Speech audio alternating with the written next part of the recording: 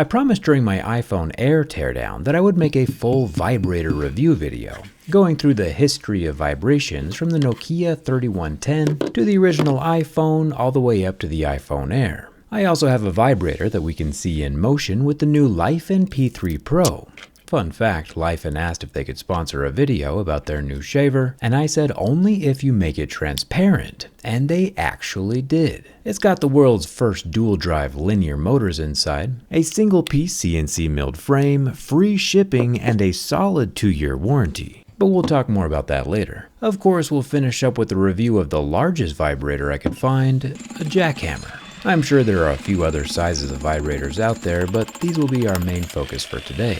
Let's start with the Nokia, the world's most indestructible phone. This guy was released in 1997 and had a vibrating motor inside that could break your leg. There are videos on YouTube of people setting this phone up right and having it dance itself off of tables. That's how strong it was. All thanks, of course, to the first mainstream vibrator design, called the Eccentric rotating mass vibrator. You can see that it looks like any standard electric motor, except for along one side of the output shaft, it has a large metal weight. It's pure chaos in your pocket, like that washing machine with a brick thrown inside. Thumbs up if you know what I'm talking about. These are the same style of vibrators that you would find in an Xbox controller. Shout out to the gamers. And surprisingly, it's also the same vibrator we find in the original iPhone.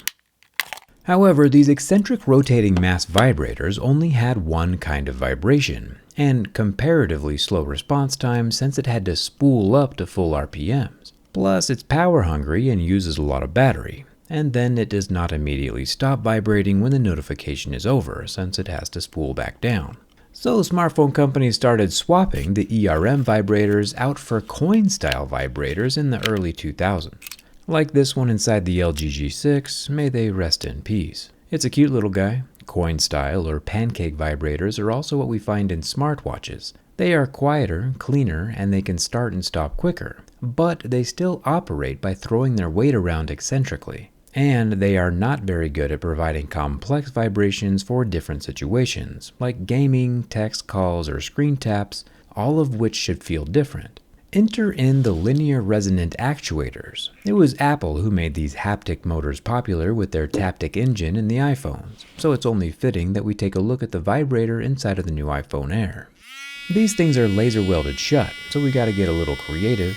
The cool thing about these Taptic engines is that they can provide an infinite number of custom feeling vibrations or taps, and since they are linear, they have more distance inside to throw their weight around. And since the form factor of the vibrator is longer, it has a stronger feeling vibration as well. The iPhone Air Taptic engine is a tad smaller than what we've historically seen in some of the other iPhones, and it'll be interesting to see what we find in the 17 Pro. We have the dual copper coils for instant feedback, as well as the magnet that is held in place by metal springs on either end, so it returns to the center point instantly after the vibrating signal has stopped.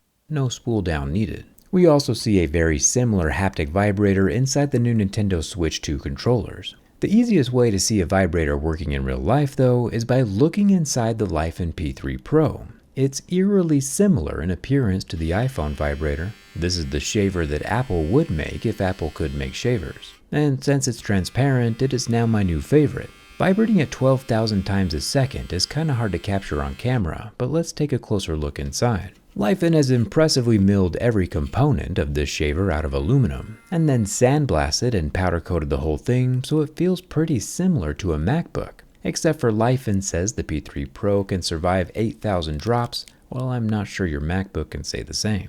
I've always been curious about how these work. There is a rubber padding on the inside of the cutting head to keep the noise down, and the cutting heads themselves have little razors and knives under the surface of the grill that slice and dice using vibrations that are passed up through the cutting head. It's good to know they're replaceable. But you might be like, hey Jerry, while you're in here so deep, why not explain why the cutting heads look so different? And that's a really good idea. As an obvious expert in shaving, I can tell you that the center flat portion we saw earlier is for the flat lying and longer hairs, while these two domed portions on either sides are filled with arc blade razors for cutting the short hairs and stubble. There are a lot of these slicey dicey boys, and they are exactly as sharp as you'd expect. I like my fingers the way they are, so I'm being careful. It's the shape of this new internal arc blade though that makes all the difference. For comparison, my previous plastic bronze shaver, which does not have a transparent glass window on it, making it instantly not as cool, the old razor has a slightly thicker foil shielding on top, meaning that the shave isn't as close, and it trims at 10,000 cuts per minute where the Lifen is slicing and dicing at 12,000, with those dual internal vibrators that we'll see in a second.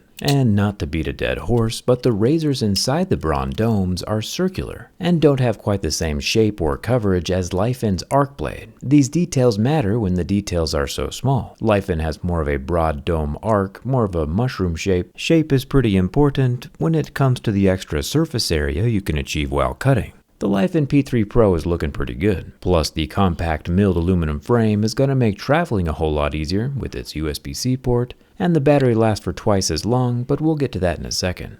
Let's jump into the vibrating body.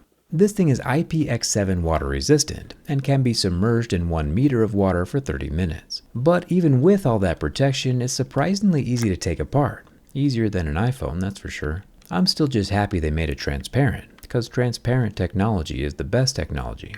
Pulling the dual vibrator motors out from the milled aluminum frame, Lifen says they used a 4-axis milling machine for each one of these housings, and I think it turned out super awesome.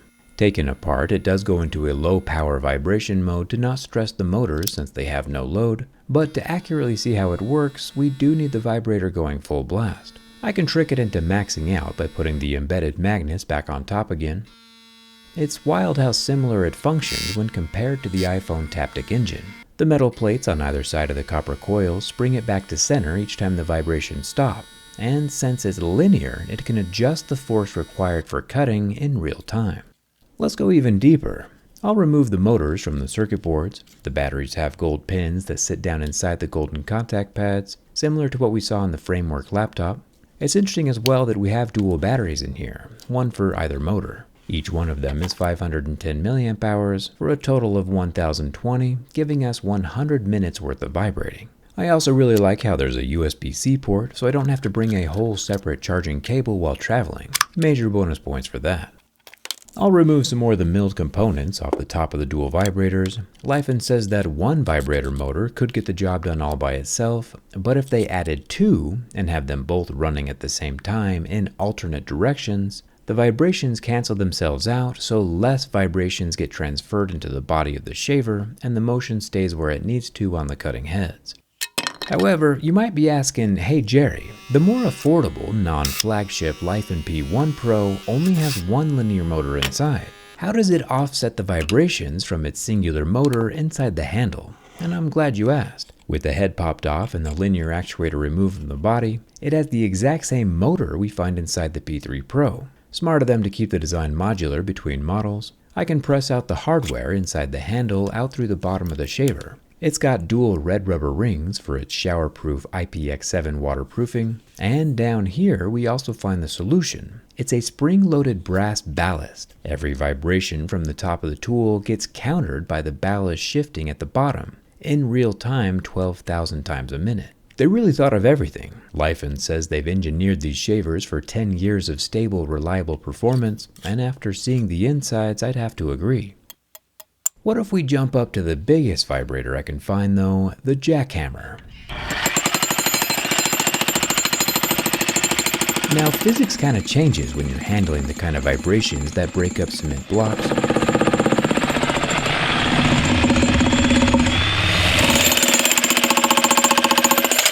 And I was hoping for a good view of the internals.